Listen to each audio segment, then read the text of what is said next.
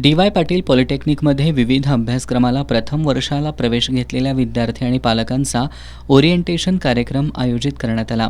या कार्यक्रमाला डी.वाय. पाटील ग्रुपचे कार्यकारी संचालक डॉक्टर ए.के. गुप्ता तसेच CHRO श्रीलेखा साटम यांची प्रमुख उपस्थिती होती.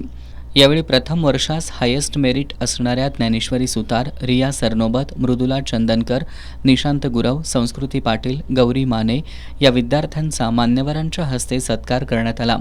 यावेळी बोलताना डॉक्टर ए.के. गुप्ता यांनी डी.वाय. पाटील शिक्षण संस्थेच्या जडणघडणीला उजाळा दिला.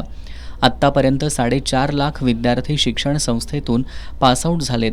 डिप्लोमा किंवा डिग्री म्हणजे शेवट नसून तिथून नवनवीन गोष्टींची सुरुवात होते. त्यांच्या पंखांना बळ देण्याचं काम या संस्थेत होतं. यावर्षी डी.वाय. पाटील पॉलिटेक्निक प्रवेश घेतलेले विद्यार्थी भविष्यात यशाची नवी क्षितिजं गाठतील असा विश्वास डॉक्टर गुप्ता यांनी व्यक्त केला. CHRO श्रीलेखा साटम यांनी पालकांनी आपल्या पाल्यांसाठी या पॉलिटेक्निकची निवड करून अत्यंत योग्य निर्णय घेतला असल्याचं सांगितलं.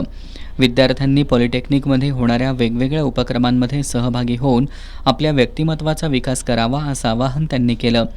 प्राचार्य डॉक्टर महादेव नरके यांनी विद्यार्थ्यांच्या उज्ज्वल भविष्यासाठी आपण योग्य ठिकाणी प्रवेश घेतला असल्याचं सांगत त्यांच्या भविष्याची काळजी आम्ही घेऊ अशी ग्वाही दिली. डी.वाय. पाटील प्रतिष्ठानचे अध्यक्ष डॉक्टर संजय डी. पाटील, उपाध्यक्ष आमदार सतेज पाटील, विश्वस्त आमदार ऋतुराज पाटील यांच्या मार्गदर्शनाखाली संस्था यशाची शिखरं गाठत असल्याचं त्यांनी सांगितलं. यानंतर त्यांनी PPT प्रेझेंटेशनद्वारे पॉलिटेक्निकमध्ये राबवण्यात येणाऱ्या शैक्षणिक, सामाजिक उपक्रम याविषयी सविस्तर माहिती दिली.